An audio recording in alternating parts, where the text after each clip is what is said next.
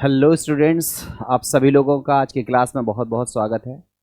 Student, जैसा कि आप सभी को जानकारी है, हम लोग जिस टॉपिक के बारे में पढ़ रहे हैं उस टॉपिक का नाम है हाइड्रोकार्बन।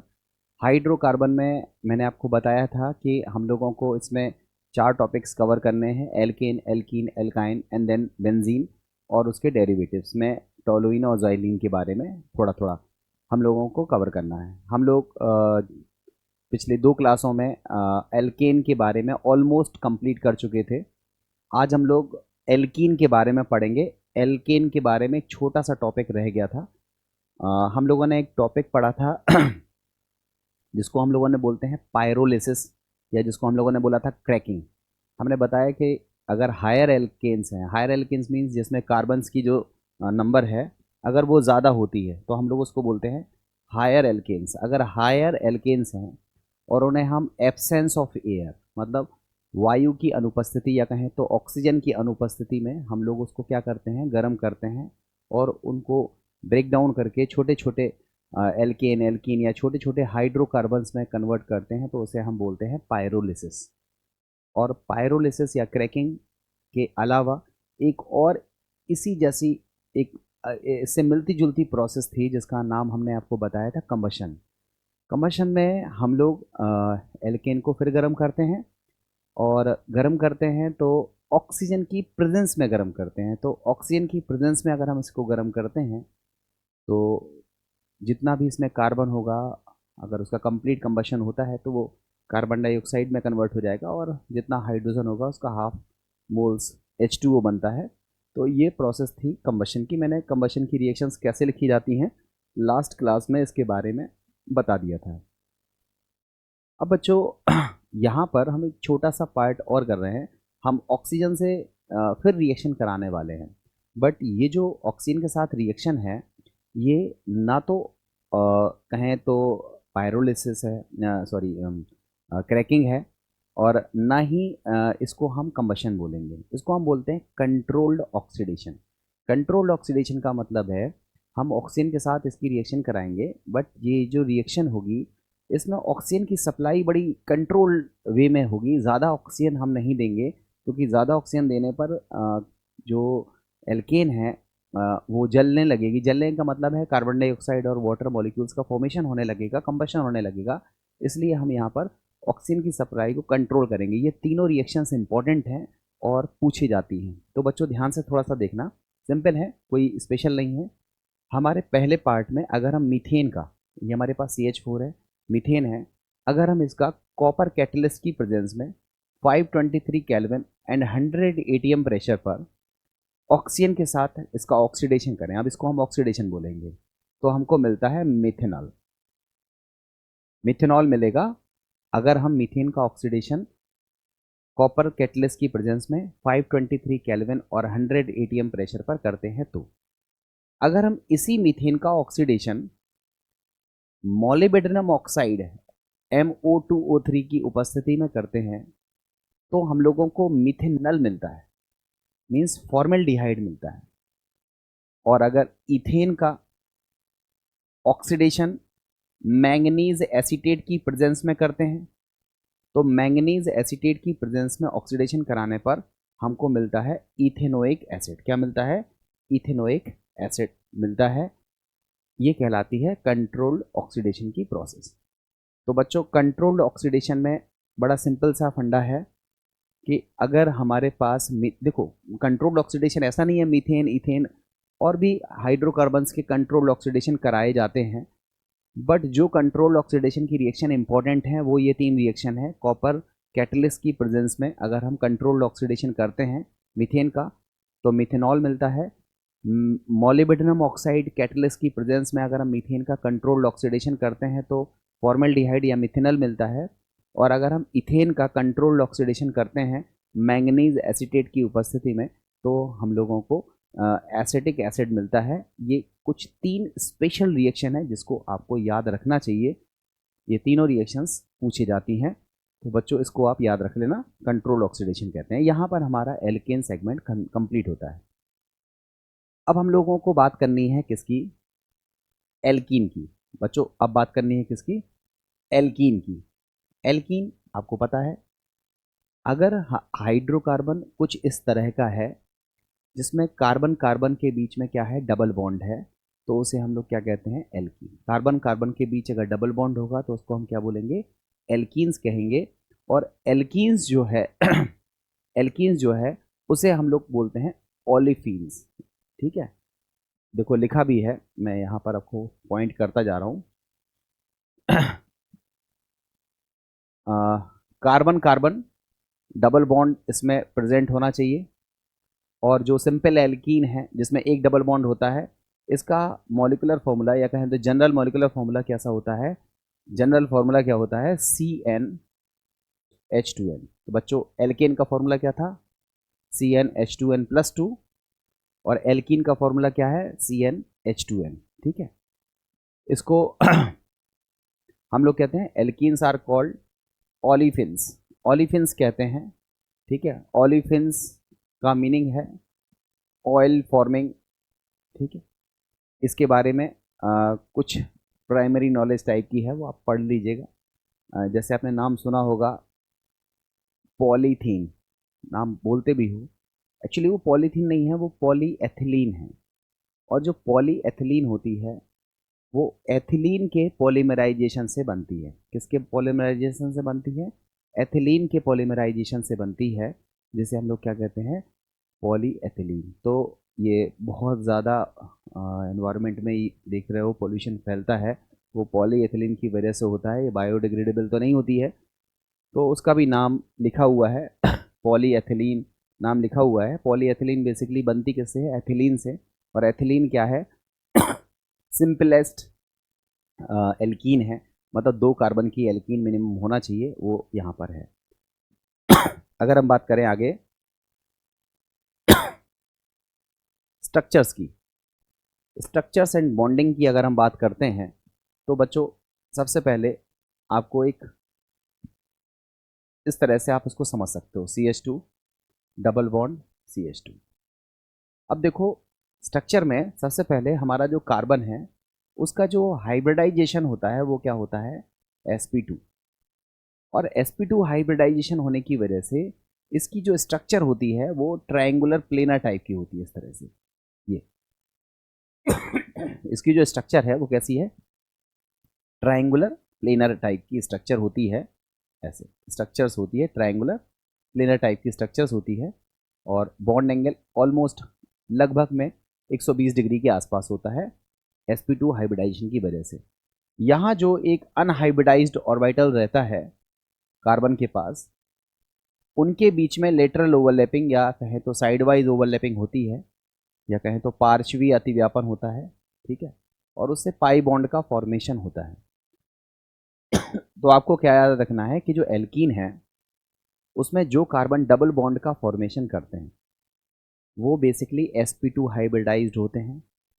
उनका जो स्ट्रक्चर है वो ट्रायंगुलर प्लेनर टाइप का स्ट्रक्चर होता है।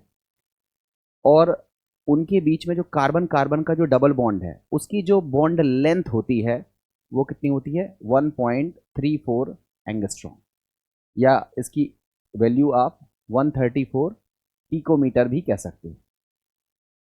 तो जो कार्बन कार्बन की जो बॉन्ड लेंथ है वो कितनी होती है, 1.34 एंगस्ट्रॉम या 134 पिकोमीटर।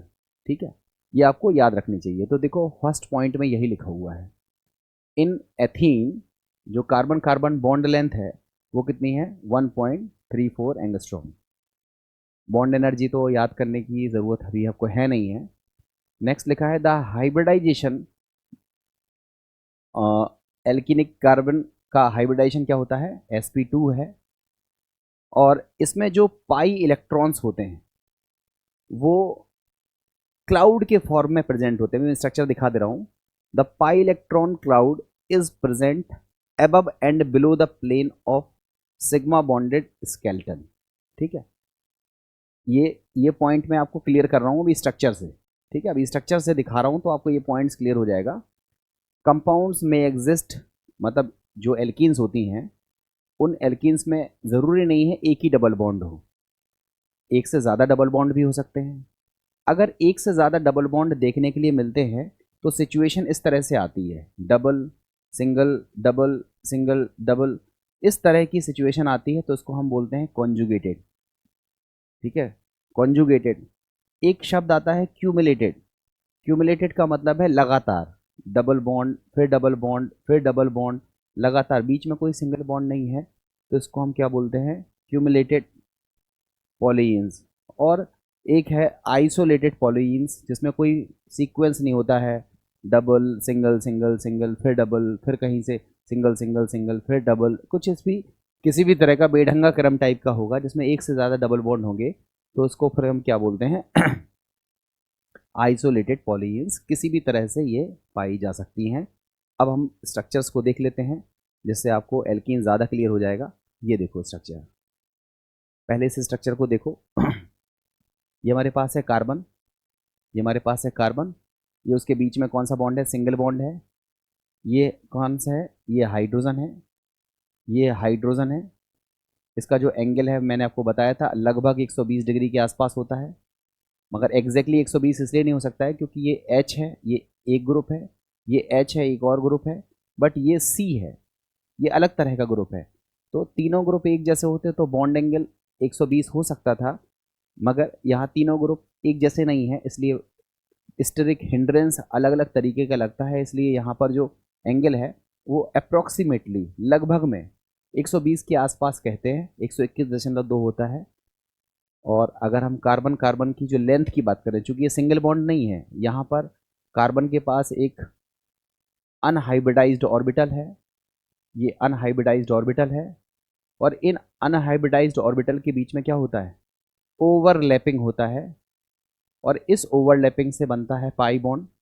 और जब पाई बॉन्ड बनता है तो इस पाई बॉन्डेड कार्बन, मतलब जब पाई बॉन्ड बन गया तब कार्बन कार्बन की जो डिस्टेंस है उसको कहते हैं बॉन्ड लेंथ, जिसको डबल बॉन्ड लेंथ कहते हैं। ये कितनी होती है, 1.34 एंगस्ट्रॉम या 134 पिकोमीटर कहते हैं।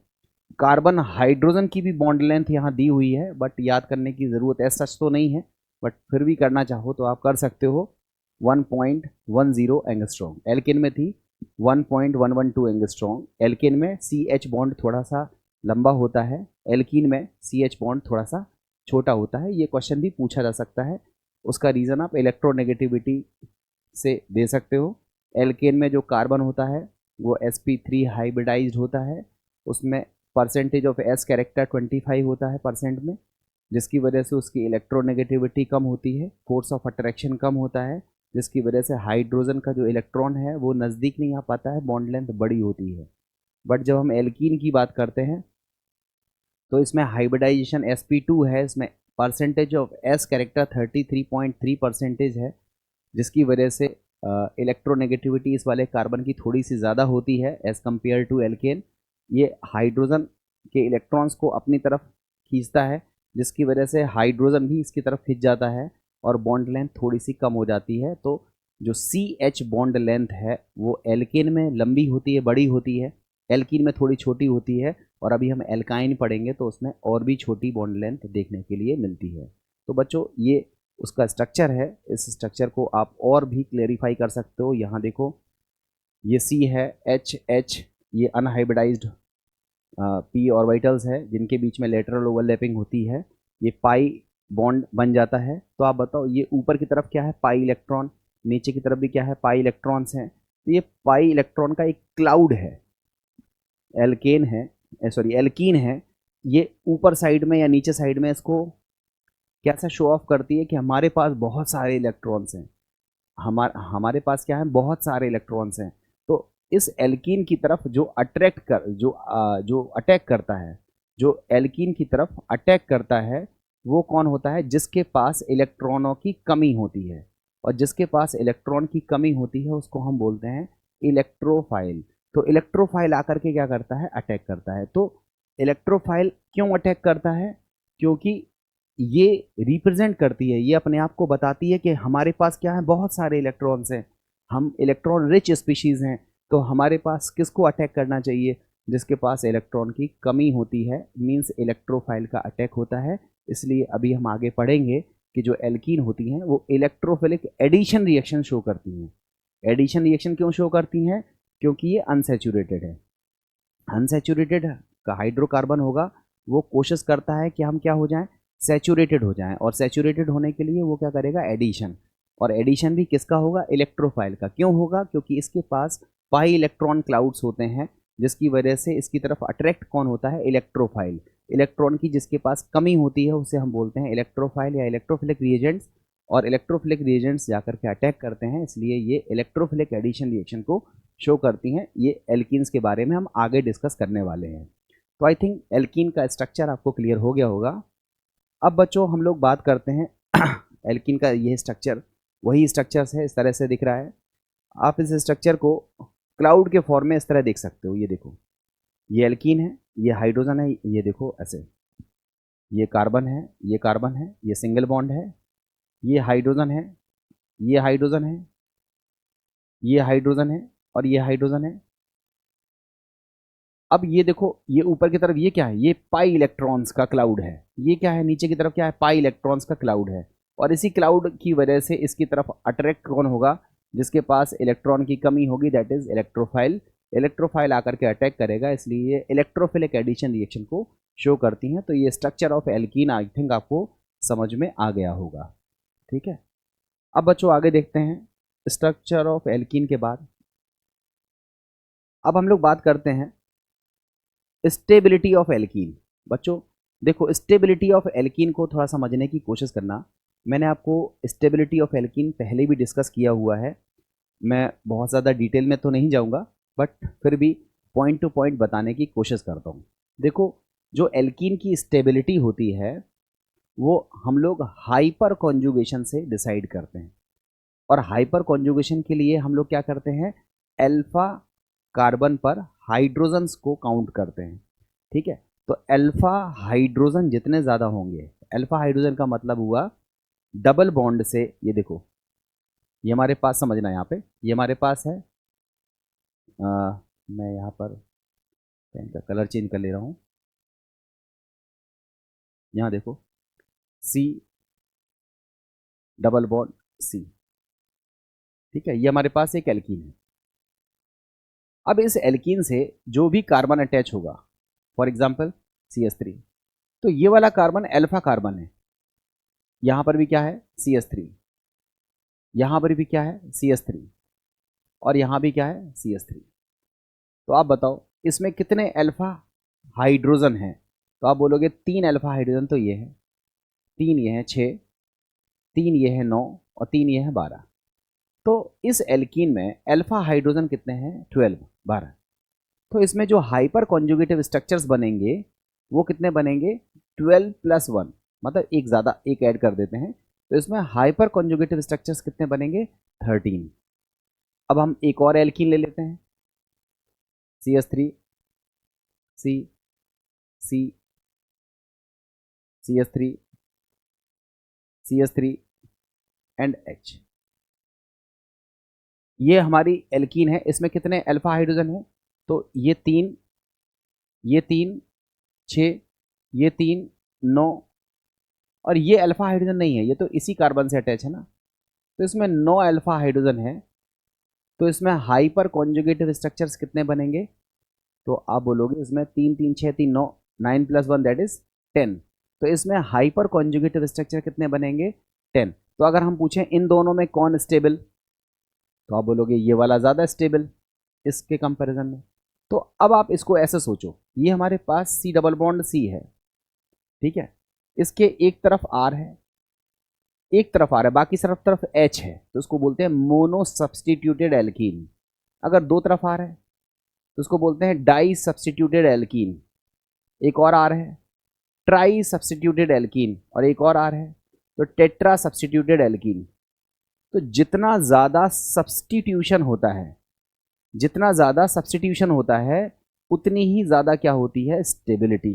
क्योंकि सब्सटीट्यूशन होगा तो हाइड्रोजन्स बढ़ेंगे, अल्फा हाइड्रोजन्स बढ़ेंगे, और अल्फा हाइड्रोजन्स बढ़ेंगे that means hyper conjugative structures की संख्या बढ़ेगी, वो स्टेबिलिटी को गेन करेगा। तो यहाँ पर हम लोगों को अगर एल्कीन्स की स्टेबिलिटी को फाइंड आउट करना है तो हम लोग क्या चीज़ चेक करेंगे कि हमारी एल्कीन कितनी सब्सटीट्यूटेड है। उसमें 1 टाइम सब्सटीट्यूशन है, 2 टाइम सब्सटीट्यूशन है, 3 टाइम सब्सटीट्यूशन है, या 4 टाइम सब्सटीट्यूशन है। तो जितना ज़्यादा सब्सटीट्यूशन होगा उतना ज़्यादा हाइपर कॉन्जुगेटिव स्ट्रक्चर होगा, उतनी ही स्टेबल हमारी क्या होगी, एल्कीन होगी। तो आई थिंक एल्कीन की स्टेबिलिटी आपको बेहतर समझ में आ जाएगी। आप उस एल्कीन की स्टेबिलिटी को आप इस तरह सीख सकते हो, ठीक है। ये देखो, ये हमारे पास एल्कीन है और उस एल्कीन की स्टेबिलिटी को हम यहाँ पर और एलिब्रेट कर दे रहे हैं, तो आपको ज़्यादा बेहतर समझ में आ जाएगा, ठीक है। यहाँ देखो, देखो यहाँ पर हमारे पास 1 2 3 4 टाइम एल्किल ग्रुप अटैच है। तो ये क्या है, टेट्रा सब्स्टिट्यूटेड। यहाँ पर केवल 3 एल्किल ग्रुप अटैच हैं, तो उसको क्या बोलते हैं, ट्राई सब्स्टिट्यूटेड। इसमें दो तरफ एल्किल ग्रुप अटैच हैं। अगर दोनों सेम टाइम पर होंगे तो ये ज़्यादा स्टेबिलिटी लेके आएगा। अगर ट्रांस वाला होगा तो उसकी स्टेबिलिटी कम होगी, बट सिस से थोड़ी सी ज़्यादा होगी। मतलब एक कार्बन पर दो एल्किल ग्रुप, देखो ये भी डाई सब्स्टिट्यूटेड है, ये भी डाई सब्स्टिट्यूटेड है और ये भी डाई सब्स्टिट्यूटेड है।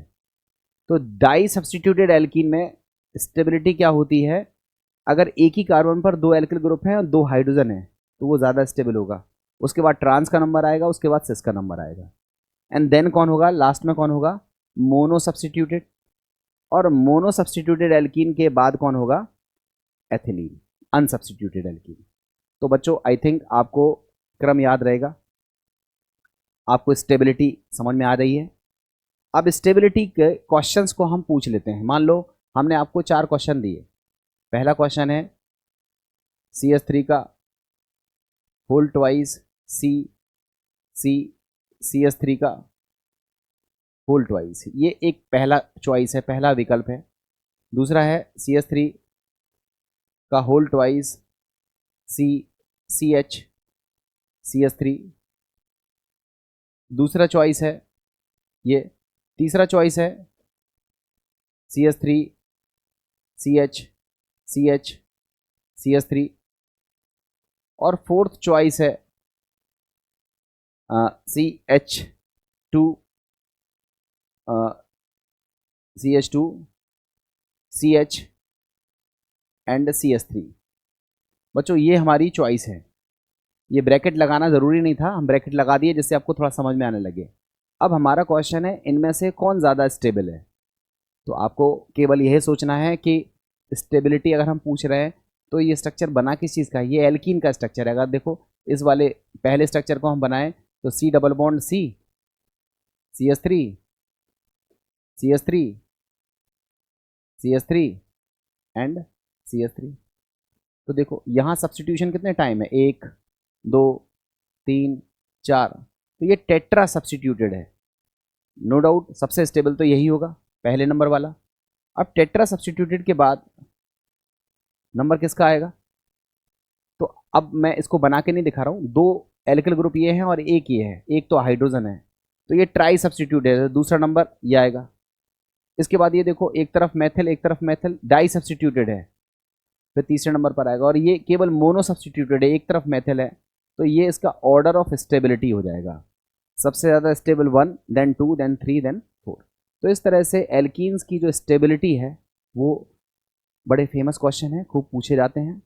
एल्कीन्स की स्टेबिलिटी को कैसे देखेंगे हम लोग, कि हम एल्कीन्स को पहले नोटिस करेंगे, पहले ये जस्टिफाई करेंगे कि वो एल्कीन है, उसके बाद हम एल्कीन्स पर सब्स्टिट्यूशन देखेंगे। अगर हम देखेंगे कि एल्कीन्स टेट्रा सब्स्टिट्यूटेड है तो वो ज़्यादा स्टेबल है, उसके बाद ट्राई सब्स्टिट्यूटेड, उसके बाद डाई सब्स्टिट्यूटेड, और डाई सब्स्टिट्यूटेड में भी 3 केसेस हैं। अगर एक ही कार्बन पर 2 एल्किल ग्रुप हैं तो वो ज़्यादा स्टेबिलिटी लेके आएंगे, उसके बाद ट्रांस का नंबर आएगा, उसके बाद सिस का नंबर आएगा, और उसके बाद मोनो सब्स्टिट्यूटेड देन अनसब्स्टिट्यूटेड एल्कीन्स जो है वो स्टेबिलिटी को गेन करेंगे। और ऑर्डर ऑफ स्टेबिलिटी खूब पूछी जाती है, आप ध्यान से इसको अच्छे तरीके से सीख लीजिएगा। ऑर्डर ऑफ स्टेबिलिटी से रिलेटेड ये स्लाइड थी, ये आपको समझ में आ गई होगी। अब देखो ऑर्डर ऑफ स्टेबिलिटी के बाद इसको हम हीट ऑफ कंबशन से भी फाइंड आउट कर सकते हैं, ठीक है। इसे यहाँ देखो, उसके बाद हम बात करते हैं नॉमनक्लेचर की। जो एल्कीन्स है उसका नॉमनक्लेचर और आइसोमेरिज्म के बारे में अगर हम बात करें तो नॉमनक्लेचर तो सारे बच्चों को पता है, IUPAC मैंने पढ़ाया हुआ है। फॉर एग्जांपल अगर हम इसकी बात करें, यहाँ पर थोड़ा सा CH2 लिखना चाहिए था, गलत लिखा हुआ है, यहाँ CH रहेगा और यहाँ पर भी CH रहेगा, ठीक है, 2 नहीं रहेगा। ये स्ट्रक्चर बना हुआ है। इसका IUPAC नाम लिखो, 1 2 3 4, 2 नंबर पर डबल बॉन्ड है तो इसका नाम हो जाएगा ब्यूट 2इन, ठीक है। ऐसे बहुत सारे IUPAC नाम आपको आते होंगे, आप इसका IUPAC नाम लिख सकते हो। IUPAC की प्रैक्टिस यहाँ नहीं है, वो हम करवा चुके हैं। इसके बाद हम बात करेंगे आइसोमेरिज्म की। बच्चों अगर हम आइसोमेरिज्म के बारे में बात करें तो जो एल्कीन है उसमें कई तरह की आइसोमेरिज्म देखने के लिए मिलती है। सबसे पहले इसमें चेन आइसोमेरिज्म भी शो होती है। कार्बन डबल बॉन्ड की पोजीशन नहीं बदलना है, डबल बॉन्ड को ज्यों का त्यों रखेंगे और हम बदलेंगे किसको, कार्बन की प्लेसिंग चेंज करेंगे, मतलब कार्बन की चेन का वेरिएशन करेंगे तो उसको हम बोलते हैं कि ये चेन आइसोमेरिज्म को शो करते हैं। दूसरा इसमें हो सकता है कि कार्बन में जो डबल बॉन्ड है एल्कीन में उसकी पोजीशन चेंज हो जाए तो वो पोजीशन आइसोमेरिज्म भी शो करेंगे। तो चेन आइसोमेरिज्म शो करते हैं, पोजीशन आइसोमेरिज्म शो करते हैं, ठीक है। उसके बाद रिंग चेन आइसोमेरिज्म शो करते हैं। टॉटोमेरिज्म ये शो नहीं करते हैं, मेटामेरिज्म ये शो नहीं करते हैं। कुछ जगहों पर कुछ किताबों में एल्कीन को भी मेटामर्स की कैटेगरी में रखा गया है, बट उसको हम मेटामर्स ना कह करके पोजीशन आइसोमर्स कहेंगे। अभी हम उसको बताते हैं, ठीक है। तो कुछ इसकी आइसोमेरिज्म को हम एक्सप्लेन करने के लिए हम आपको एक एग्जांपल लेते हैं। हमारा एग्जांपल है C4H8।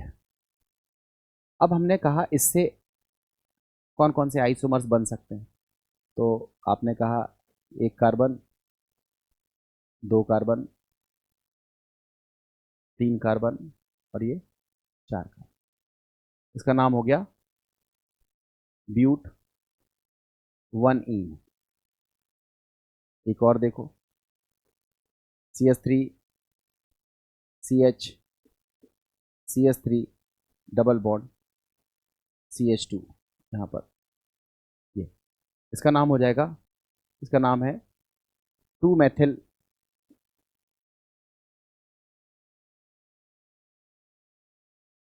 प्रोपीन। एक और देखो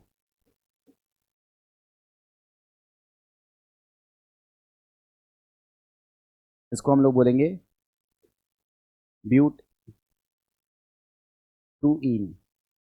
तो बच्चों ये देखो पहला और दूसरा, इसमें डबल बॉन्ड की पोजीशन कहाँ है, 1 नंबर पर, 1 नंबर पर, मगर कार्बन चेन का डिफरेंस आ रहा है तो 1 and 2 आर चेन आइसोमर्स। अब अगर हम 1 और 3 को देखें, 1 और 3 को देखें तो चेन तो सीधी है, डबल बॉन्ड 1 नंबर पर है, यहाँ डबल बॉन्ड 2 नंबर पर है, यहाँ पोजीशन बदल रही है तो first and third is position isomers. तो चेन आइसोमेरिज्म आपको दिख रही है, पोजीशन आइसोमेरिज्म दिख रही है।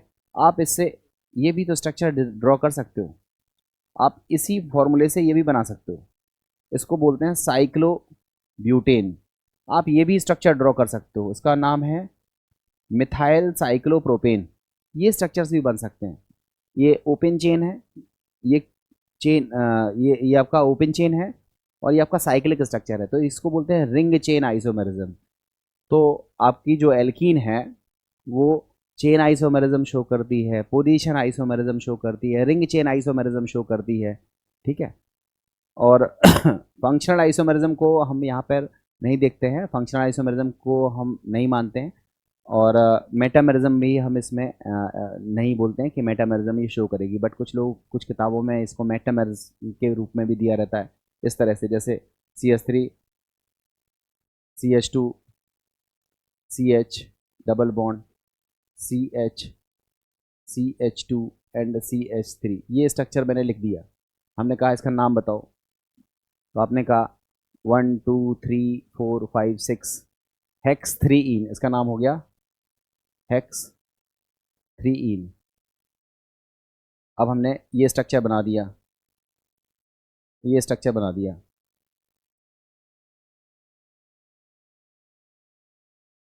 अब हमने कहा इसका नाम बताओ, तो आपने कह दिया इसका नाम हो गया हेक्स 2इन। तो बेसिकली ये दोनों क्या हैं, ये दोनों क्या हैं, इनको हम बोलते हैं कि इसमें पोजीशन बदल रही है, तो दीज आर पोजीशन आइसोमर्स। मगर कुछ लोगों का कहना यह है कि ये बाई फंक्शनल ग्रुप है, इसके एक तरफ 2 कार्बन की चेन थी, इसके एक तरफ कुछ लोगों का कहना है कि इसमें दोनों तरफ ये बाई फंक्शनल ग्रुप है। इसके देखो एक तरफ 2 कार्बन की चेन है और इस तरफ भी 2 कार्बन की चेन है। ये बाई फंक्शनल ग्रुप है। इसके एक तरफ 1 कार्बन की चेन है, इस तरफ 3 कार्बन की चेन है। तो हम क्या देख रहे हैं, बाई फंक्शनल ग्रुप के दोनों तरफ जो कार्बन चेन है उस चेन में क्या है, डिफरेंस है। और उस चेन में डिफरेंस होने की वजह से ये मेटामर्स की कैटेगरी में चले जाते हैं। तो मेटामर्स को इस तरह से लोग डिफाइन करते हैं, या फिर आप कहते हो पेयर ऑफ आइसोमेरिज्म। इसमें कौन कौन सी आइसोमेरिज्म शो हो रही हैं, तो फिर आप फिर इसे पोजीशन के साथ साथ मेटामेरिज्म की कैटेगरी में भी रख सकते हो। तो अलग अलग जगहों पर अलग अलग तरीके की चीज़ें मेंशन रहती हैं, बट जो भी तरीके हैं वो मैंने बता दिए। इसके अलावा आप देखोगे कि सिस ट्रांस, या जिसको हम बोलते हैं ज्योमेट्रिकल आइसोमेरिज्म, वो भी हमारी एल्कीन्स जो है वो शो करती हैं। और कुछ एल्कीन ऐसी भी होती हैं जिसमें किरल कार्बन या अनसिमेट्रिकल कार्बन जो है वो प्रेजेंट रहता है, जिसकी वजह से वो ऑप्टिकल आइसोमेरिज्म को भी शो करती हैं। मैंने आइसोमेरिज्म को काफ़ी डिटेल में पढ़ाया हुआ है, तो मैं आइसोमेरिज्म में बहुत ज़्यादा इन्वॉल्व नहीं होऊंगा, बट जो भी चीज़ें थी वो मैंने आपको बता दी कि चेन आइसोमेरिज्म, पोजीशन आइसोमेरिज्म और रिंग चेन आइसोमेरिज्म को ये मेन तौर पर प्रदर्शित करती हैं। कुछ जगहों पर मेटामेरिज्म को भी ये शो करती हुई दिखती हैं, बट वहाँ पर आप मेटामेरिज्म से ज़्यादा पोजिशनल आइसोमेरिज्म की तरफ जाइएगा।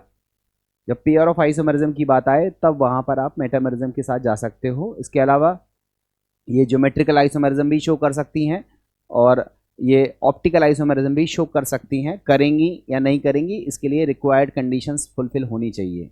ठीक है, तो ये सारी बातें थी जो हमने एल्कीन्स की आइसोमेरिज्म में देखी। अब वही आइसोमेरिज्म देखो यहाँ पर लिखी हुई है आइसोमेरिज्म के बारे में। एल्कीन शो बोथ स्ट्रक्चरल में chain isomerism, positional isomerism, metamerism, tautomerism, ये सब स्ट्रक्चरल आइसोमेरिज्म में आती हैं। एंड ज्योमेट्रिकल आइसोमेरिज्म, ये दोनों तरह की आइसोमेरिज्म शो करती हैं। जैसे but 1 and but 2 are position isomers. Alkenes show geometrical isomerism because restricted rotation. It is of 2 types. एक होगा जिसको हम बोलते हैं सिस आइसोमर, और एक होगा जिसको अपन लोग बोलते हैं ट्रांस आइसोमर। सिस और ट्रांस के बारे में आपको ऑलरेडी पढ़ाया जा चुका है। जैसे ये स्ट्रक्चर देखो, ये ब्यूट 2 का है, ये भी ब्यूट 2 का है। इसमें जो ग्रुप हैं वो सेम साइड हैं तो इसको बोलेंगे सिस, और अगर ग्रुप जो है वो अपोजिट साइड पर होंगे तो इसको बोलेंगे ट्रांस। तो ये दोनों तरह की आइसोमेरिज्म को शो करते हैं। ये इसकी आइसोमेरिज्म हो गई। आइसोमेरिज्म के बाद अगर हम बात करें तो मेथड्स ऑफ प्रिपरेशन, बच्चों एल्कीन्स के मेथड्स ऑफ प्रिपरेशन की हम बात कर रहे हैं। इसमें पहला मेथड्स ऑफ प्रिपरेशन है फ्रॉम एल्काइंस, या कहें तो अनसैचुरेटेड हाइड्रोकार्बन, तो ये इटसेल्फ खुद ही है। एल्कीन भी अनसैचुरेटेड है, एल्काइन भी अनसैचुरेटेड है। एल्कीन हमें बनानी है, और बनानी किससे है, एल्काइन से। एल्काइन मतलब जिसमें कार्बन कार्बन के बीच में ट्रिपल बॉन्ड हो। अब ट्रिपल बॉन्ड को अगर हम डबल बॉन्ड में बदलना चाहते हैं तो हमें क्या करना पड़ेगा, 1 मोल ऑफ हाइड्रोजन ऐड करना पड़ेगा। अब 1 मोल ऑफ हाइड्रोजन ऐड करेंगे तो मतलब हमें हाइड्रोजन की रिएक्शन करानी पड़ेगी, और हाइड्रोजन की रिएक्शन कराने के लिए अगर हम नॉर्मल कैटलिस्ट यूज़ करते हैं, जैसे पैलेडियम हमने यूज़ किया था, प्लेटिनम हमने यूज़ किया था, निकल कैटलिस्ट हमने यूज़ किया था, तो अगर हम नॉर्मल कैटलिस्ट की प्रेजेंस में हाइड्रोजन के साथ रिएक्शन करा दें तो एल्कीन नहीं बनती है बल्कि एल्केन बन जाती है। और हम चाहते हैं कि नहीं एल्कीन बने, तो एल्कीन बनाने के लिए हम कैटलिस्ट का जो सिलेक्शन करते हैं वो थोड़ा सा अलग ही तरीके से करते हैं, या स्पेशल कैटलिस्ट जो है वो हम चूज़ करते हैं। और इस स्पेशल कैटलिस्ट का नाम है लिंडार कैटलिस्ट। देखो लिखा भी है लिंडार कैटलिस्ट। लिंडार कैटलिस्ट में हाइड्रोजन की तो हम रिएक्शन कराएंगे। कैटलिस्ट रहता है पैलेडियम कैल्शियम कार्बोनेट, और इसमें पॉइजन मिलाया जाता है जिसको अपन लोग बोलते हैं कैटालिटिक पॉइजन। ये कैटलिस्ट की जो रिएक्टिविटी है उसको कम कर देता है, और कैटालिटिक पॉइजन होता है जिसको हम बोलते हैं क्विनोलिन। तो अगर कोई पूछे लिंडलार कैटलिस्ट क्या होता है तो बच्चों याद रखना, palladium calcium carbonate and quinoline, ये हमारा होता है लिंडलार कैटलिस्ट। ठीक है, ये होता है लिंडार कैटलिस्ट। अब हम इस लिंडार कैटलिस्ट की प्रेजेंस में अगर हम हाइड्रोजन से इसमें एडिशन कराते हैं एल्काइन पर तो एल्कीन बनती है, और एल्कीन भी कौन सी बनती है? सिस एल्कीन बनती है। बच्चों याद रखना, कौन सी एल्कीन बनती है? सिस एल्कीन का फॉर्मेशन होता है अगर हम लिंडलार कैटलिस्ट की प्रेजेंस में एल्काइन का हाइड्रोजिनेशन करते हैं। इसको बोलते हैं पार्शियल हाइड्रोजिनेशन। एल्काइन का अगर कंप्लीट हाइड्रोजिनेशन कर देते, मतलब ट्रिपल को पहले डबल में बदलते, डबल को फिर सिंगल में बदलते, मतलब कंप्लीट हाइड्रोजिनेशन करते निकल की प्रेजेंस में 300 डिग्री टेम्परेचर पर, तो उसे हम सेबेथियस-एंडरसन रिडक्शन कह रहे थे। अगर हमें निकल कैटलिस्ट नहीं लेना है, 300 डिग्री टेम्परेचर की ज़रूरत नहीं है, तो आप पैलेडियम प्लेटिनम टेम्परेचर पर, रूम टेम्परेचर पर भी रिएक्शन कराओगे तो वो हो जाती है। उसको हम बोलते हैं कैटालिटिक हाइड्रोजिनेशन। तो अगर एल्काइनों का कैटालिटिक हाइड्रोजिनेशन या फिर सेबेथियस-एंडरसन रिडक्शन कराते हैं तो एल्केन बनती है। एल्कीन बनाने के लिए हमें कैटलिस्ट की एक्टिविटी को थोड़ा कम करना पड़ेगा, और एक्टिविटी को कम करने के लिए हम उसमें कैटालिटिक पॉइजन मिलाते हैं जिसका नाम होता है क्विनोलिन। और ये क्विनोलिन कैटालिटिक पॉइजन का काम करता है, कैटलिस्ट की एक्टिविटी को घटा देता है और एक ही मोल हाइड्रोजन का यूज़ हो पाता है और हमको सिस एल्कीन का फॉर्मेशन होता हुआ दिखता है। तो बच्चों इस तरह से सिस एल्कीन हमारी बनती है। अब अगर हम बात करें आगे की अगर हम बात करें, यहाँ पर एक एग्जाम्पल की बात करते हैं। देखो ये हमारे पास एक एल्कीन है और उस एल्कीन का जो नाम है, देखो उस एल्कीन का नाम है 1 2 3 4 5 6। इसका नाम है हेक्स 3ईन। बच्चों ये हमारे पास हेक्स 3ईन है। इस पर हमने हाइड्रोजन का अटैक किया, योग कराया, एडिशन कराया पैलेडियम कैल्शियम कार्बोनेट और क्विनोलिन की प्रेजेंस में। दैट मीन्स लिंडलार कैटलिस्ट की प्रेजेंस में हमने हाइड्रोजन का इसमें योग कराया, एडिशन कराया। तो आप देखो इसमें ये group same side, that means हमको क्या मिला? सिस एल्कीन मिला। सिस एल्कीन, या जब हम EZ कॉन्फ़िगरेशन लिखते हैं तो Z कॉन्फ़िगरेशन हम बोलते हैं। तो या तो Z बोल सकते हो या फिर इसको सिस बोल सकते हो। और सिस हेक्स 3ईन हमको मिला, और देखो लिखा भी है 97%, मतलब जो मैक्सिमम प्रोडक्ट है वो क्या होगा? सिस एल्कीन का फॉर्मेशन होता हुआ दिखता है लिंडलार कैटलिस्ट की प्रेजेंस में। ठीक है, तो आई थिंक आपको लिंडलार कैटलिस्ट का यूज समझ में आ गया होगा, और ये फर्स्ट मेथड ऑफ प्रिपरेशन है फ्रॉम एल्काइंस। अब अगर कोई कहे नहीं हमें तो ट्रांस एल्कीन बनाना है, तो सिस एल्कीन बनाने के लिए तो लिंडलार कैटलिस्ट का यूज करते हैं। ट्रांस एल्कीन बनाने के लिए हम लोग जिस रिएक्शन का इस्तेमाल करते हैं उस रिएक्शन को बोलते हैं बिर्च रिडक्शन। बच्चों याद रखना, बहुत इंपॉर्टेंट अच्छी रिएक्शन है, उसको हम बोलते हैं बिर्च रिडक्शन। अब बिर्च रिडक्शन में क्या होता है? सोडियम या लिथियम को लेते हैं लिक्विड अमोनिया में। ठीक है, तो ऐसे लिखा रहता है Na liquid ammonia, Na liquid ammonia, मतलब अमोनिया जो है अगर हम उसको लिक्विड स्टेट में लाते हैं तो लिक्विड अमोनिया कहलाती है। लिक्विड अमोनिया में अगर हम सोडियम को डिसॉल्व कर देते हैं तो वो रिड्यूसिंग एजेंट की तरह बिहेव करती है। इसी तरह से अगर हम लिथियम को लिक्विड अमोनिया में डिसॉल्व कर दें तो वो भी रिड्यूसिंग एजेंट की तरह बिहेव करेगी, और वो रिड्यूस करती है एल्काइनों को किसमें? एल्कीन में। किसमें कन्वर्ट रिड्यूस करती है? एल्कीन में। और इससे जो एल्कीन मिलती है उसको हमें क्या बोलते हैं? हम लोग बोलते हैं उसको ट्रांस एल्कीन। तो बच्चों लिंडलार कैटलिस्ट से एल्काइनों का अगर रिएक्शन कराया जाए, लिंडलार कैटलिस्ट की प्रेजेंस में हाइड्रोजन से रिएक्शन कराया जाए तो हमको मिलता है सिस। और बिर्च रिडक्शन कराया जाए Na लिक्विड अमोनिया या सोडियम लिक्विड अमोनिया से, Na liquid ammonia, Na mean sodium liquid ammonia से या फिर लिथियम से लिक्विड अमोनिया से, तो हमको मिलेगा ट्रांस एल्कीन। इस तरह से मिलता है। एक एग्जांपल देखो, इसका नाम है हेक्स 3 आयन, इसका नाम है हेक्स 3 आयन, और इसका हमने बिर्च रिडक्शन कराया Na लिक्विड अमोनिया से। तो देखो हमको जो मिला वो ग्रुप में अपोजिट थे, इसको अपन लोग ट्रांस बोलते हैं या ई बोलते हैं। ठीक है, इसको बोलेंगे ट्रांस या फिर ई। ठीक है, ध्यान से समझना आप लोगों को, ट्रांस या फिर ई। ठीक है, याद रखना ये जो रिएक्शन है जिसको हम बिर्च रिडक्शन कह रहे हैं, ये तभी इम्प्लीमेंट होता हुआ दिखता है जब हमारी जो एल्काइन है वो टर्मिनल एल्काइन ना हो। टर्मिनल एल्काइन का मतलब है ट्रिपल बॉन्ड किनारे पर नहीं होना चाहिए। अगर किनारे पर ट्रिपल बॉन्ड होगा तो फिर ये रिएक्शन नहीं होगी। जैसे फॉर एग्जांपल देखो, ये हमारे पास है प्रोपाइन। इस प्रोपाइन में ट्रिपल बॉन्ड को देखो किनारे पर है, 1 नंबर पर है। अब अगर हम इसका Na लिक्विड अमोनिया से रिएक्शन करा देंगे तो रिडक्शन नहीं होगा, बल्कि ये जो टर्मिनल एल्काइन होती हैं ये एसिडिक नेचर की होती हैं। ये H को रिमूव करेंगी, H की जगह पे Na आ जाएगा, दैट मीन सॉल्ट का फॉर्मेशन हो जाएगा, जिसको हम बोलेंगे सोडियम प्रोपाइनाइड। इस तरह से सॉल्ट का फॉर्मेशन होगा और हाइड्रोजन गैस निकलेगी।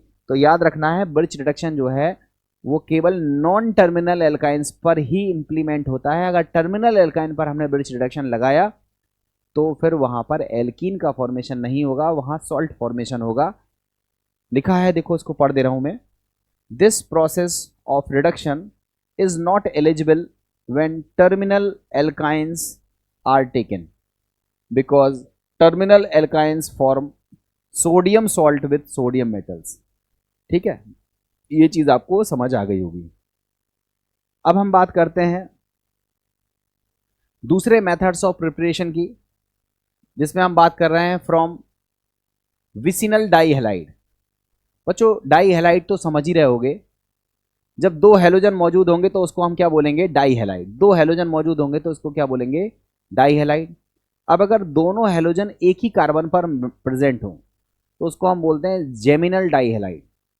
और अगर 2 हैलोजन अगल बगल के कार्बन पर अटैच हों तो उसको हम क्या बोलते हैं, विसिनल डाइहैलाइड। ठीक है, तो आप खुद से देखो विसिनल डाइहैलाइड, जैसे इस एग्जाम्पल को देखो समझ में आ जाएगा। ये एग्जाम्पल देखो, CH3 CHBr, मतलब इस वाले कार्बन पर Br है और उसके बगल वाले कार्बन पर भी Br है। तो 2 हैलोजन है अगल बगल के कार्बन पर। तो ये किस टाइप का हैलाइड है, ये विसिनल डाइहैलाइड है। ठीक है, अगर हमारे पास विसिनल डाइहैलाइड है और हमसे कहा गया कि विसिनल डाइहैलाइड से एल्कीन का फॉर्मेशन कैसे होगा, तो बच्चों सीधा सिंपल सा फॉर्मूला है कि विसिनल डाइहैलाइड आप लेकर के आओ, उसकी रिएक्शन कराओ जिंक से। किससे कराओ, जिंक से। और जिंक से जब हम रिएक्शन कराएंगे तो हमें कैटलिस्ट के फॉर्म में NaI और एसीटोन को लेना पड़ेगा। NaI मीन सोडियम आयोडाइड और एसीटोन या फिर एसिटिक एसिड हमें एज ए सॉल्वेंट और कैटलिस्ट के तौर पर हमें लेना पड़ता है। जो रिएक्शन होती है वो किससे होती है, जिंक से। देखो बच्चों मैं यहां पर लिख के दिखाता हूं, देखो CH2 Br Br, ये हमारे पास है जेमिनल डाइहैलाइड, सॉरी विसिनल डाइहैलाइड। इसकी रिएक्शन हम किससे करा रहे हैं, जिंक से। प्रेजेंस किसकी ले रहे हैं, NaI एंड एसीटोन। तो देखो क्या होगा, ये जो जिंक है ये अपने साथ 2 ब्रोमीन को यूज करके क्या बनाएगी, ZnBr2, ये अलग हो जाएगा और बाकी सिंगल बॉन्ड की जगह डबल बॉन्ड डेवलप हो जाएगा, that mean CH2 double bond क्या आ जाएगा, CH2। तो इस तरह से ये एल्कीन बनती है। अब यहाँ 2 कार्बन का विसिनल डाइहैलाइड था तो एथिलीन बन गई, 3 कार्बन का होता तो प्रोपीन बनती, 4 कार्बन का होता तो ब्यूट बनती, ब्यूटीन बनती। अब ब्यूटीन में ब्यूट 1 इन है 2 इन है, डिपेंड करता है कि ब्रोमीन कहाँ पर अटैच है। जैसे यहाँ देखो, यहाँ पर 1 2 3 4 कार्बन की चेन है, मगर 2 और 3 नंबर पर Br है, तो ये Br हट जाएगा तो डबल बॉन्ड यहाँ पर डेवलप होगा, यहाँ पर डेवलप होगा, दैट मीन्स हमको क्या मिलेगा, ब्यूट 2 इन का फॉर्मेशन होता हुआ दिखेगा। तो बच्चों इसको याद रखना है आपको कि विसिनल डाइहैलाइड कौन से होते हैं, जब अगल बगल के कार्बन पर 2 हैलोजन रहे, एक इस पे एक इस पे, और अगर एक ही कार्बन पर 2 हैलोजन होंगे तो उसको बोलते हैं जेमिनल डाइहैलाइड। विसिनल डाइहैलाइड से हम कैसे बनाते हैं, विसिनल डाइहैलाइड को जिंक के साथ हमें गर्म करना है और प्रेजेंस किसकी लेनी है, NaI और एसीटोन या NaI और एसिटिक एसिड की प्रेजेंस लेनी है, तो हमको एल्कीन बनता हुआ दिखेगा। ये रिएक्शन आप देख सकते हो, यहाँ पर इसकी लैंग्वेज है वो लिखा हुआ है, there are 2 types of dihalides, 2 type के डाइहैलाइड्स होते हैं, नेमली एक है जेम डाइहैलाइड जिसको बोलते हैं geminal dihalide, in which 2 halogens atom are attach to the same carbon. देखो ध्यान से, सेम कार्बन, अगर सेम कार्बन से अटैच होता है तो उसको क्या बोलते हैं, जेमिनल। एंड विसिनल जिसको विक बोलते हैं, vic dihalide, in which 2 halogens atoms are attach to the adjacent carbon. Adjacent मतलब अगल बगल के कार्बन से जुड़े रहते हैं। When vicinal dihalides are heated with zinc metal in presence of NaI in acetone और जिंक इन एथिल अल्कोहल और zinc in acetic acid, corresponding alkenes are form. तो आपको जिंक की रिएक्शन करानी है, जिंक की रिएक्शन करानी है, किसकी प्रेजेंस में करानी है? NaI, और NaI को डिसॉल्व करने के लिए हमें क्या चाहिए? इधर एसीटोन और एसिटिक एसिड, एसिटिक एसिड और एथिल अल्कोहल। इन तीनों में से कोई भी ले सकते हो, इन तीनों में से कोई भी ले सकते हो। अगर इस रिएजेंट की रिएक्शन हम विसिनल डाइहैलाइड से कराते हैं तो हमें एल्कीन का फॉर्मेशन होता हुआ दिखता है। समझ में आ गया होगा, ठीक है।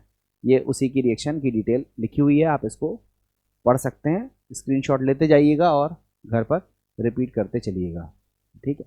नेक्स्ट देखो, नेक्स्ट मेथड्स ऑफ प्रिपरेशन क्या है? नेक्स्ट है फ्रॉम एल्किल हैलाइड। बच्चों बहुत इंपॉर्टेंट रिएक्शन है, इस रिएक्शन को बोलते हैं डिहाइड्रोहेलोजिनेशन। डिहाइड्रोहेलोजिनेशन इस रिएक्शन का नाम है। देखो हमें करना क्या है, मैं यहां पे समझाता हूं। CH3 CH2Cl, इसकी रिएक्शन करते हैं हम किससे?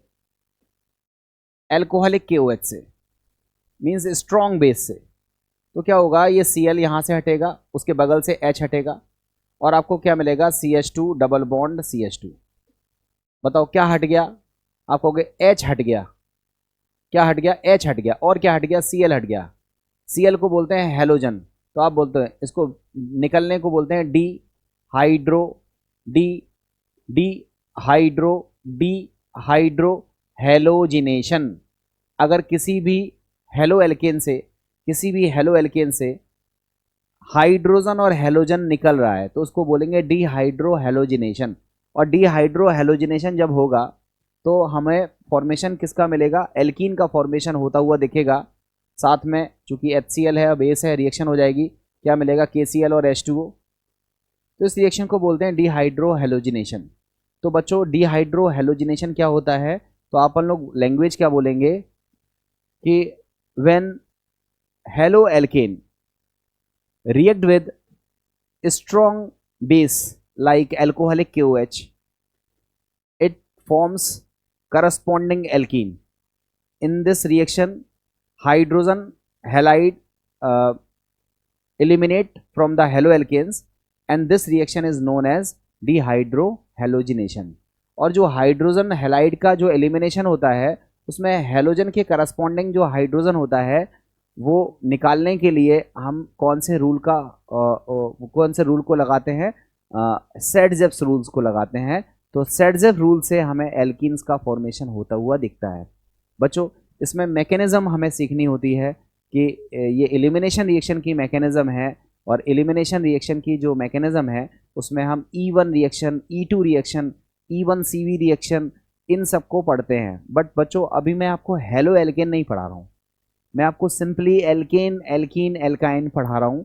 तो हम यहाँ पर मैकेनिज्म में ज़्यादा इन्वॉल्व नहीं होंगे, हम आपको केवल ट्रिक बताएंगे, तरीका बताएंगे जिस तरीके से आप जल्दी जल्दी आंसर निकाल पाओ, जिससे आप जल्दी जल्दी क्या निकाल पाओ? आंसर निकाल पाओ। मैं आंसर निकालने की आपको तरीका या ट्रिक बताऊंगा जिससे हमारा जो आंसर है वो निकल आएगा। तो देखो आंसर निकालने का तरीका थोड़ा सा समझो। हमारे पास एक एल्कीन है, सॉरी हेलो एल्केन है, CH3 CHBr CH2 and CH3। ये हमारे पास क्या है? हेलो एल्केन है जिसका नाम है 2-ब्रोमो ब्यूटेन, ठीक है। ये हमारे पास हेलो एल्केन है। अगर हम इसको रिएक्ट कर दें किसके साथ? स्ट्रॉन्ग बेस के साथ। स्ट्रॉन्ग बेस हमने कौन सा लिया? Alcoholic KOH। तो आपको पता है स्ट्रॉन्ग बेस के साथ जैसे हम इसको हीट करेंगे डिहाइड्रोहेलोजिनेशन होगा, तो हेलोजन निकलेगा और हाइड्रोजन निकलेगा। तो देखो हेलोजन तो निकलने वाला है यहां से। अब बात आती है हेलोजन तो निकल गया, अब बोलोगे कि हाइड्रोजन कहां से निकलेगा? तो हाइड्रोजन निकलेगा जिस कार्बन से हैलोजन लगा है ना, उसके बगल वाले कार्बन से। बगल वाला कार्बन कौन सा है? ये भी बगल वाला है और ये भी बगल वाला है। अब यहां देखो कितने हाइड्रोजन है, तो कहोगे 2, और यहां कितने हाइड्रोजन है, कहोगे 3। तो जहां हाइड्रोजन की संख्या कम होती है, जहां हाइड्रोजन की संख्या कम होती है, वहां से हमारा H निकलता है। मतलब यहां से नहीं निकलेगा, यहां से निकलेगा। इस रूल को बोलते हैं सेडजेफ रूल। इसको बोलते हैं सेडजेफ रूल। और सेडजेफ रूल जब लगेगा तो आप बताओ हमको रिजल्ट के तौर पर क्या मिलेगा? CH3 CH double bond CH and CH3 ये मिलेगा, जिसको अपन लोग बोलते हैं ब्यूट टूइन। इसका फॉर्मेशन हो जाएगा, ब्यूट टूइन बनेगा। ध्यान से समझना, यहां से नहीं निकलेगा। मतलब नॉर्मली जो रूल हमारा लगने वाला है वो कौन सा रूल लगने वाला है? सेडजेफ का रूल लगने वाला है। मतलब जहां कम होंगे वहीं से H निकलेगा। That means poor become poorer, जो गरीब होगा वो और गरीब हो जाएगा। इस तरीके का रूल हमें लगाना होता है। अब इससे रिलेटेड अगर हम एक दो क्वेश्चन आपसे से पूछें, जैसे फॉर एग्जाम्पल हमारा ये क्वेश्चन है CH3 CH CH3 CH Br CH2 and CH3। हमारा क्वेश्चन है कि अगर हम इस कंपाउंड को एल्कोहलिक KOH के साथ हीट कर दें, एल्कोहलिक KOH के साथ हीट कर दें, तो आप बताओ क्या प्रोडक्ट हमको मिलेगा? क्या प्रोडक्ट हमको मिलेगा? इसको आप ट्राई करके देखो, क्या प्रोडक्ट हमको मिलेगा? सोचा आपने? देखो आप तुरंत देखो, एल्कोहलिक KOH के साथ हेलो एल्केन को हीट कर रहे हैं। दैट मीन्स रिएक्शंस कौन सी है? रिएक्शन है डिहाइड्रो हेलोजिनेशन। अब आप बताओ डिहाइड्रो हेलोजिनेशन में क्या होगा? तो आप कहोगे सर Br तो यहां से निकलेगा, ठीक है, ये Br तो हमारा यहां से निकल गया, ये वाला। अब Br निकलने के बाद आपसे पूछेगा H कहां से निकलेगा, तो कहोगे इसके बगल में तो ये वाला कार्बन है, इससे तो 2 H जुड़े हुए हैं, और इसके बगल में ये वाला कार्बन है, इससे केवल एक ही H जुड़ा हुआ है। तो सेडजेफ का रूल कहता है जहां कम होंगे वहां से निकलेगा। दैट मीन्स यहां से H निकलेगा और यहां से H नहीं निकलेगा। तो आप बताओ एज ए रिजल्ट क्या मिलेगा? CH3 C CH3 double bond CH CH2 and CH3 ये प्रोडक्ट मिलेगा, और इसका नाम आप लिख ही सकते हो। तो बच्चों ध्यान रखना है कि आप लोगों को कौन सा रूल लगाना है? सेडजेफ रूल लगाना है। जैसे फॉर एग्जांपल ये हमारा क्वेश्चन है,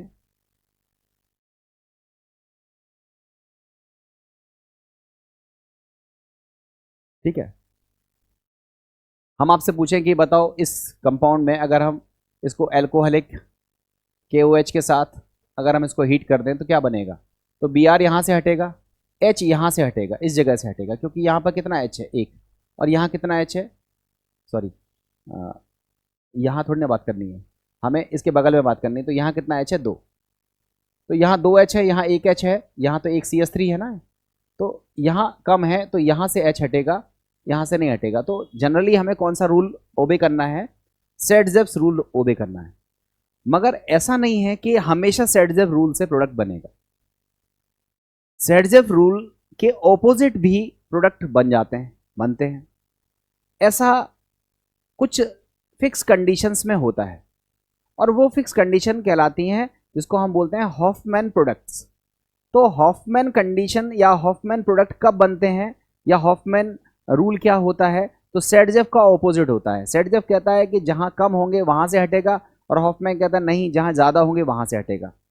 तो एक्चुअली मैं आपको एलिमिनेशन डिस्कस नहीं कर रहा हूं, मैं आपको हेलो एल्केन डिस्कस नहीं कर रहा हूं, मैं अभी आपको नॉर्मली एल्कीन बनाने के मेथड्स पर बात कर रहा हूं।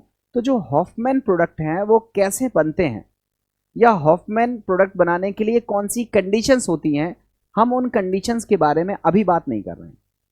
अभी हमने नॉर्मली बताया कि अभी नॉर्मली कौन सा रूल लगने वाला है? सेडजेफ रूल लगने वाला है। अब एक हम कंडीशन बना के दिखाते हैं कि देखो आपको खुद ही समझ में आ जाएगा। जैसे ये देखो CH3 CH CH3 CH Cl CH2 CH double bond CH2। जैसे ये हमारे पास एक ऑलरेडी एल्कीन है मगर इसमें हेलोजन ग्रुप भी अटैच है, तो अब इसको हम बोलेंगे अनसैचुरेटेड हेलो एरीन एक कंपाउंड है इस तरह का, ठीक है, अनसैचुरेटेड है और हेलो कंपाउंड टाइप का है। अगर हम इसको रिएक्ट करा दें किसके साथ, एल्कोहलिक KOH के साथ, हम कहें अब क्या बनेगा, तो तुरंत सोचो, आप तुरंत सोच के देखो। आप कहोगे सर ये Cl हटेगा, ठीक है हट गया। H कहाँ से हटेगा, तो बोलोगे यहाँ तो 2 H हैं और यहाँ 1 H है, कहाँ से हटना चाहिए, बोलोगे यहाँ से हटना चाहिए। अगर हमने यहाँ से हटा दिया तो यहीं डबल बॉन्ड आ जाएगा। तो आप बताओ कंडीशन क्या बनेगी, डबल सिंगल सिंगल डबल। और 2 मिनट के लिए सोचो, अगर हम सेडजेफ के रूल पर ना जाएं, हम सेडजेफ के रूल पे ना जाएं, हम Cl को तो यहाँ से हटा दें और सेडजेफ के ऑपोजिट तरीके से H को यहाँ से हटा दें। अगर हम यहाँ से हटा दें तो डबल बॉन्ड यहाँ आएगा। अब आप बताओ डबल बॉन्ड अगर यहाँ आ गया तो क्या कंडीशन बनेगी, डबल सिंगल और डबल। तो ये डबल सिंगल डबल ये कॉन्जुगेशन की कंडीशन है, ये स्टेबिलिटी ज़्यादा लेके आएगी। तो यहाँ सेडजेफ का रूल नहीं लगेगा, यहाँ पर सेडजेफ के ऑपोजिट प्रोडक्ट का फॉर्मेशन होगा, मीन्स हॉफमैन रूल के अकॉर्डिंग प्रोडक्ट का फॉर्मेशन होगा। तो हमारा कहने का मतलब ये है कि आप ऐसे एकदम ब्लाइंड फेथ मत करने लगना कि हमेशा सेडजेफ का रूल लगाना है। सेडजेफ के रूल को तो नॉर्मल कंडीशंस में हम लगाएंगे ही, बट कुछ कंडीशंस में जब लीविंग ग्रुप पुअर हो, ठीक है, बेस हमारा बल्कि हो, या फिर हमारे पास कॉन्जुगेशन की कंडीशंस बन रही हो, इस तरह की कुछ एक टर्म्स एंड कंडीशंस हैं। अगर वो कंडीशंस हमें अपने स्ट्रक्चर्स में देखने के लिए मिलती हैं, हमारी रिएक्शंस में अगर वो कंडीशंस फुलफिल होती हुई दिखती हैं, तब हम लोग कहते हैं कि यहाँ पर सेडजेफ का रूल नहीं लगेगा, यहाँ पर सेडजेफ के रूल से बियॉन्ड हमें प्रोडक्ट का फॉर्मेशन होता हुआ दिखेगा, और तब हम उस प्रोडक्ट को बोलते हैं हॉफमैन रूल। और हॉफमैन रूल से जो प्रोडक्ट बनता है वो सेडजेफ का ऑपोजिट बनता है। तो खैर हम हॉफमैन पर ज़्यादा डिस्कशन नहीं कर रहे हैं, एलिमिनेशन पर डिस्कशन नहीं कर रहे हैं, क्योंकि हमें E1, E2, E1CB इन रिएक्शंस की मैकेनिज्म को डिस्कस हमें करना है। मैंने आपको पहले भी बताया था कि इन रिएक्शंस को हम हेलो एल्केन में डिस्कस करेंगे, और जब हम इनको डिस्कस करेंगे उसी समय हम हॉफमैन रूल की कंडीशंस को भी डिस्कस करेंगे कि वो कौन सी कंडीशंस हैं जब हॉफमैन प्रोडक्ट का फॉर्मेशन होता है। बट इन जनरल अगर हम बात करें कि हेलो एल्केन से एल्कीन का फॉर्मेशन कैसे होता है, तो आप बोलोगे हेलो एल्केन को स्ट्रॉन्ग बेस के साथ अगर हम हीट कर दें, स्ट्रॉन्ग बेस कौन सा, तो आप बोलोगे एल्कोहलिक KOH या फिर सोडामाइड, इनके साथ अगर हम इनको हीट करते हैं, एल्किल हैलाइड को हीट करते हैं, तब हम देखते हैं रिएक्शन कौन सी होती है, डिहाइड्रोहेलोजिनीकरण हिंदी में बोलते हैं, और डिहाइड्रोहेलोजिनेशन इंग्लिश में बोलते हैं। डिहाइड्रोहेलोजिनेशन की प्रोसेस होती है। सेडजेफ के रूल के अकॉर्डिंग जनरली एल्कीन का फॉर्मेशन होता है। और सेडजेफ का रूल ही क्यों लगता है, क्योंकि सेडजेफ के रूल में जो एल्कीन्स बनती हैं वो हाईली सब्सटीट्यूटेड होती हैं, और अभी हाल हमने बताया कि जो हाईली सब्सटीट्यूटेड एल्कीन्स होती हैं वो ज़्यादा हाइपर कॉन्जुगेटिव स्ट्रक्चर्स का फॉर्मेशन करती हैं और उनकी स्टेबिलिटी ज़्यादा होती है। इसलिए जनरली सेडजेफ के रूल के अकॉर्डिंग एल्कीन्स का फॉर्मेशन होता हुआ दिखता है। तो ये बात है जो आपको लर्न करनी चाहिए, याद रखनी चाहिए, ये आपके सेडजेफ के रूल से रिलेटेड थी। तो देखो यहाँ पर हम बात कर रहे हैं फ्रॉम एल्किल हैलाइड, लिखा है when alkyl halide is heated with alcoholic KOH। ऐसा नहीं है कि एल्कोहलिक KOH ही होना चाहिए, कोई भी स्ट्रॉन्ग बेस हो सकता है, इसकी जगह सोडामाइड भी ले सकते हैं। Hydrogen halide is eliminated, HX जो है वो हट जाता है, corresponding alkene giving corresponding alkene, this is called as dehydrohalogenation. देखो यहाँ पर ये टर्सरी ब्यूटिल ब्रोमाइड है, इसको हमने एल्कोहलिक KOH के साथ हीट किया, यहाँ से Br हटेगा, इसके बगल में से कहीं से भी, चूंकि 3H यहाँ है, 3H यहाँ है, 3H यहाँ है, कहीं से भी H हटा दो तो आपको ये कंपाउंड्स मिल जाएगा, जिसका नाम है 2-मिथाइल प्रोपीन। इसका नाम है 2-मिथाइल प्रोपीन, साथ में KBr प्लस H2O लिखा है। Here beta hydrogen is eliminated. कहोगे बीटा हाइड्रोजन क्या है, जिस कार्बन से ये Br जुड़ा है उसको बोलते हैं अल्फा कार्बन, और उसके बगल में बीटा कार्बन, तो बीटा कार्बन से H हट रहा है तो इसको हम बोलते हैं बीटा हाइड्रोजन एलिमिनेशन हो रहा है। तो here beta hydrogen is eliminated by base, hence called beta elimination, इसलिए इसको हम लोग क्या बोलते हैं, बीटा एलिमिनेशन फॉलोइंग सेडजेव्स रूल। ये कौन सा रूल फॉलो करता है, सेडजेव्स रूल फॉलो करता है। सेडजेव्स रूल्स क्या है, पुअर बिकम पुअरर, मीन्स जहां हाइड्रोजन कम होंगे वहां से हटेगा, बट ऐसा लिखते नहीं है, यहां पर हम लिखते हैं कि ऐसी एल्कीन मिलेगी जो हाईली सब्सटीट्यूटेड होगी। Highly substituted alkene is major product, इसी को बोलते हैं सेडजेव्स रूल। मैंने एल्कीन्स की स्टेबिलिटी आपको बताई थी, तब आपको बताया था कि डबल बॉन्ड से अगर एक एल्किल ग्रुप जुड़ा होगा तो उसको बोलेंगे मोनो सब्सटीट्यूटेड, दो एल्किल ग्रुप जुड़े होंगे तो उसको बोलेंगे डाई सब्सटीट्यूटेड। तो जिसमें ज़्यादा सब्सटीट्यूशन होता है उसको बोलते हैं पॉलिस, मतलब हाईली सब्सटीट्यूटेड एल्कीन्स जो होती है वो ज़्यादा स्टेबल होती है और वही बनती है। तो जो सेडजेव का रूल हम लगाते हैं कि जहाँ हाइड्रोजन कम है वहाँ से H निकालना है, वो क्यों लगाते हैं, क्योंकि उसके पीछे जो लॉजिक होता है वो होता है कि हाईली सब्सटीट्यूटेड एल्कीन्स जो होती हैं वो ज़्यादा स्टेबल होती हैं। और क्यों ज़्यादा स्टेबल होती हैं, तो उनमें हाइपर कॉन्जुगेटिव स्ट्रक्चर्स की जो number of hyper conjugative structures हैं वो ज़्यादा बनते हैं, इसलिए ऐसा होता है। It also involves an anti elimination of HX।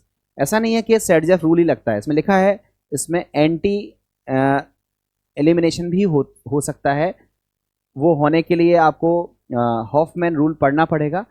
Hoffmann rule के लिए कंडीशंस लिमिटेड हैं, बट जो मेन कंडीशन है जो ज़्यादातर नीट वगैरह में पूछी जाती है वो ये है कि डबल सिंगल डबल, अगर इस तरह की सिचुएशन एलिमिनेशन से डेवलप हो रही है तो वो ज़्यादा स्टेबिलिटी होगी, फिर भले चाहे उसमें सेडजेव का रूल ना लग रहा हो। ठीक है, इसको आपको याद रखना चाहिए। और ये चीज़ यहाँ लिखी हुई है, आप देखो यहाँ पर, ये हमारे पास ब्रोमो ग्रुप है। अब यहाँ पर अल्फा कार्बन है, ये भी बीटा है और ये भी बीटा है, बट यहाँ एक हाइड्रोजन है, यहाँ तीन हाइड्रोजन है, तो कहाँ से हटेगा, एक से हटेगा, तीन से नहीं हटेगा। ये सेडजेव रूल है। तो आप बताओ यहाँ पर अगर हट गया तो बताओ डबल बॉन्ड से एक ग्रुप, दो ग्रुप और तीन ग्रुप लगाया तो ट्राई सब्सटीट्यूटेड है, ये मोर स्टेबल एल्कीन है।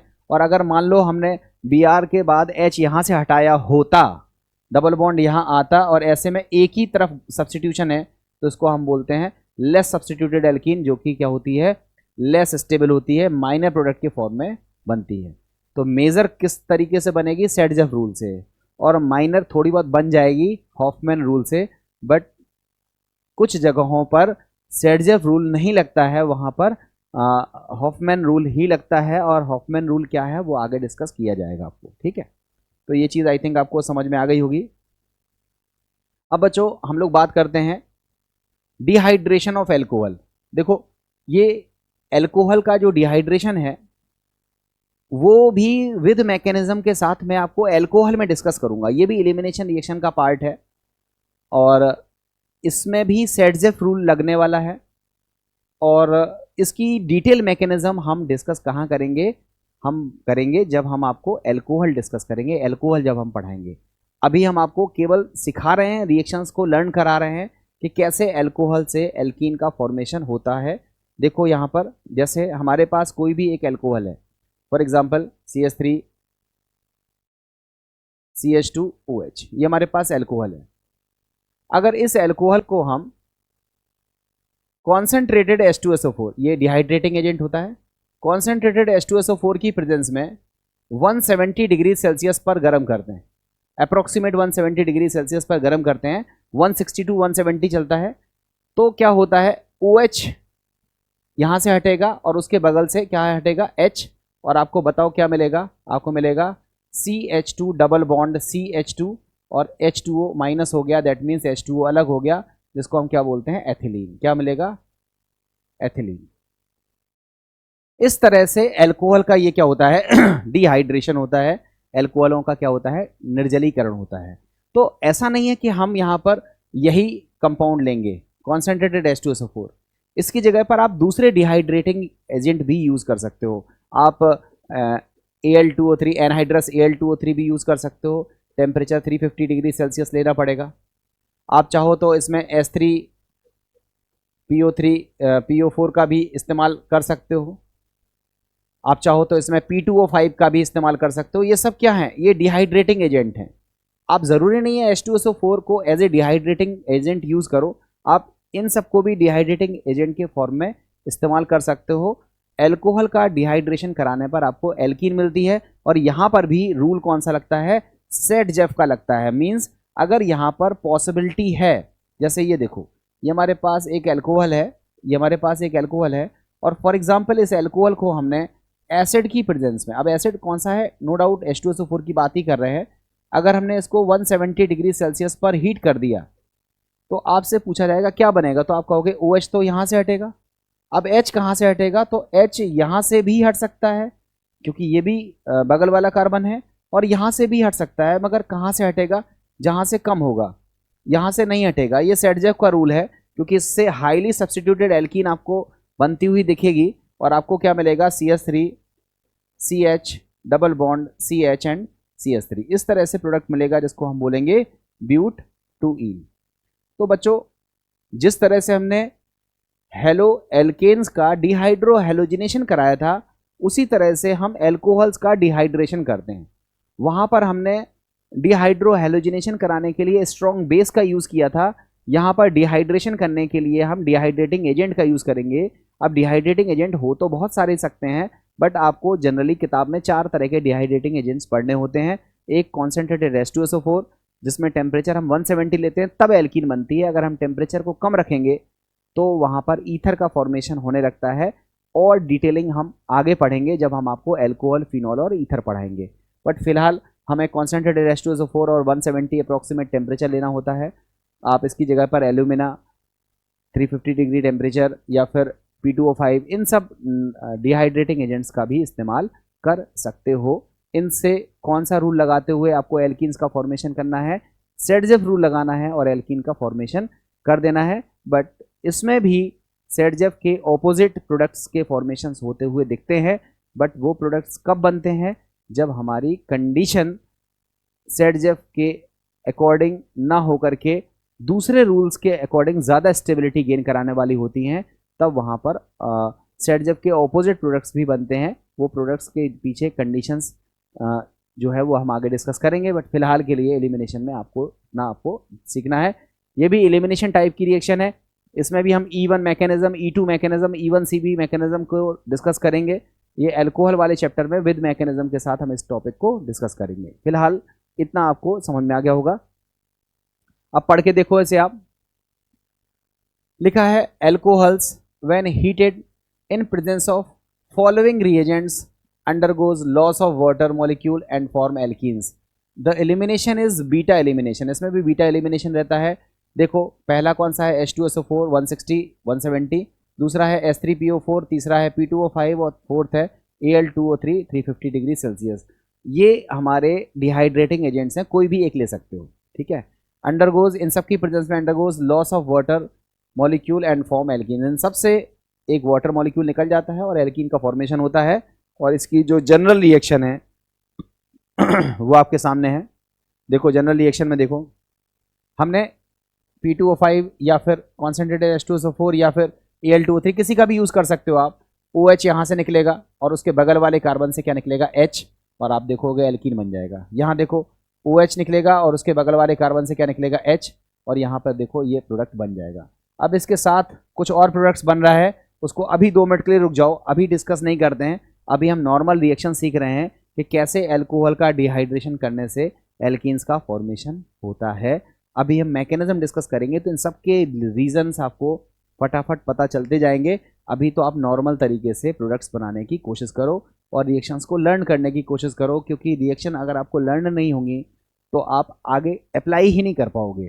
तो आई थिंक आपको हेलो एल्केन से डिहाइड्रो हेलोजिनेशन प्रोसेस से एल्कीन कैसे बनती है वो पता चल गया होगा।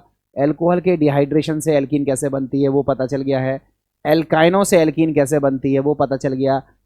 अब आपको सिस बनानी है तो लिंडार कैटलिस्ट यूज़ करो, और अगर आपको ट्रांस एल्कीन बनानी है तो आपको ब्रिज रिडक्शन यूज़ करना पड़ेगा, Na लिक्विड अमोनिया के साथ रिएक्शन करानी ही पड़ेगी। और अगर हम जेम डाईहेलाइड विक डाईहेलाइड से बनाना चाहते हैं तो जिंक Na एसीटोन या फिर जिंक Na एसिटिक एसिड या फिर जिंक Na और एथिल एल्कोहल का यूज़ करके आप विक डाईहेलाइड से या विसिनल डाईहेलाइड से भी एल्कीन्स का फॉर्मेशन कर सकते हो। इन सब के बारे में हमने डिस्कस कर लिया। अब देखते हैं एक आध टाइप की रिएक्शन और होगी हमारी। ये देखो, कोलबेज इलेक्ट्रोलिसिस सिंथेसिस, ये रिएक्शन ये है। देखो बच्चों, कोलबेज इलेक्ट्रोलिसिस सिंथेसिस को आप थोड़ा सा समझ लो तो आपको खुद ही पता चल जाएगा। ये देखो, COOH, सिंगल बॉन्ड COOH।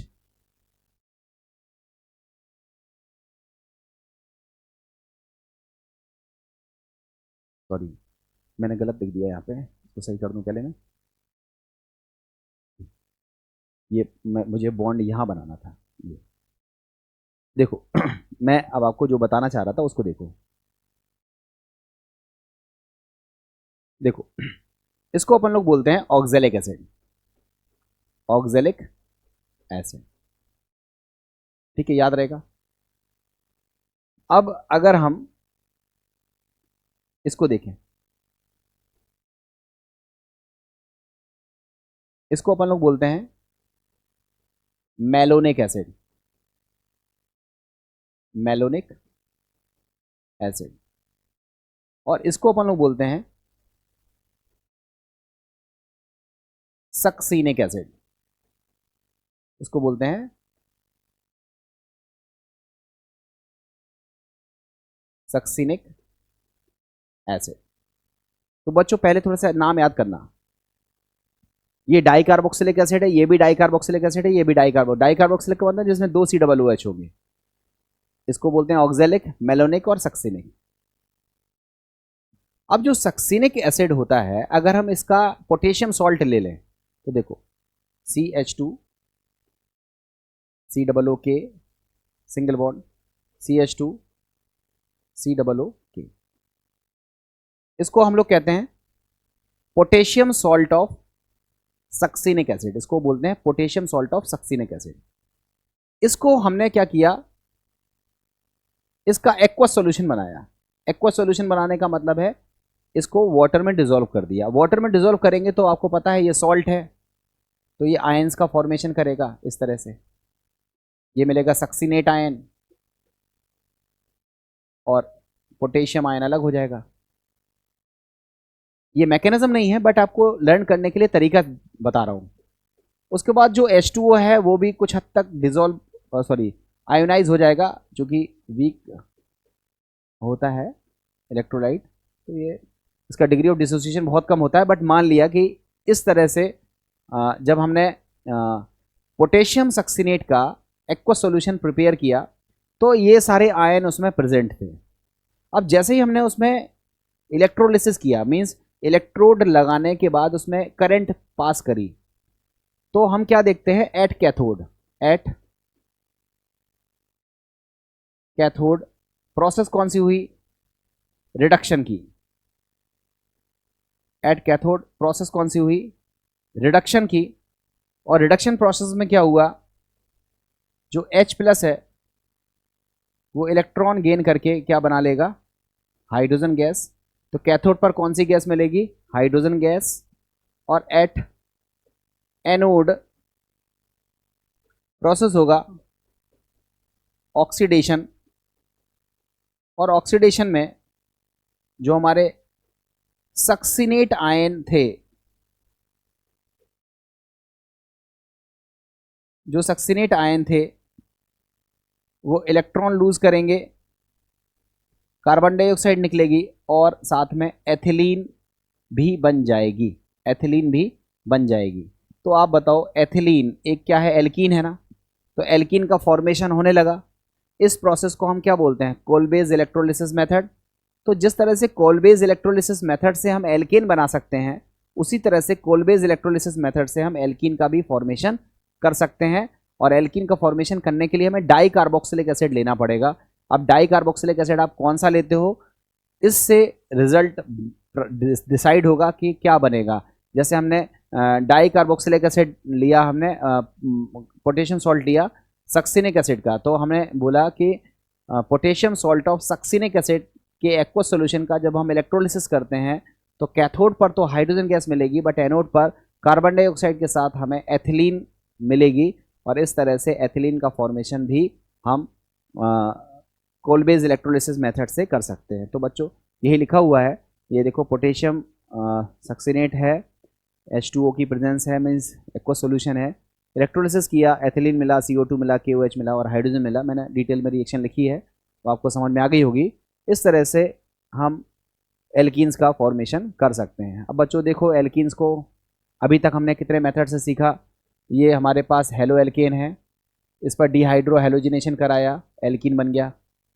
ये हमारे पास एल्काइन है, इस पर लिंडार कैटलिस्ट की प्रेजेंस में हमने रिएक्शन कराया, रिडक्शन कराया, सिस एल्कीन मिला, और ब्रिज रिडक्शन कराया तो ट्रांस एल्कीन मिला।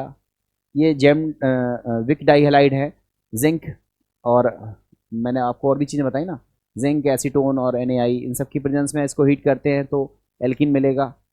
एल्कोहल्स का डिहाइड्रेशन करते हैं इन सब की प्रेजेंस में तो एल्कीन मिलता है। कोलबेज इलेक्ट्रोलिसिस मेथड लगाते हैं तो भी हमको एल्कीन मिलता है। और एल्केन्स का पायरोलिसिस करते हैं, जो कि हमने पिछले टॉपिक में सीखा था, पिछले लेक्चर में सीखा था, तो भी एल्कीन बन जाता है। बट ये कोई बनाने का कोई स्पेशल मेथड नहीं है, बन जाता है तो ये लिखा हुआ है। तो बच्चों, इस तरह से हमने देखा कि एल्कीन कितने तरीके से हम बना सकते हैं। तो हमें लगता है कि एल्कीन बनाने के मेथड्स ऑफ प्रिपरेशन में आपको कोई दिक्कत नहीं होगी। अब हम लोगों को डिस्कस करना है एल्कीन्स की केमिकल प्रॉपर्टीज़, फिजिकल प्रॉपर्टीज़। इसमें बहुत कुछ सीखने के लिए है, इससे बहुत सारे क्वेश्चंस बनते हैं, उसको अब हम लोग नेक्स्ट क्लास में डिस्कस करेंगे। तो हमें लगता है कि आज की क्लास में आपने जितनी भी चीज़ें सीखी हैं वो बेहतर तरीके से आपको समझ में आ गई होंगी। और यदि कोई डाउट रह गया हो तो आप ज़रूर पूछिए, कोशिश करूँगा आपको बताने की। और ये टॉपिक को मैं यहीं पर ख़त्म करता हूँ, अगले टॉपिक को नेक्स्ट लेक्चर में कवर करूँगा। Thank you very much.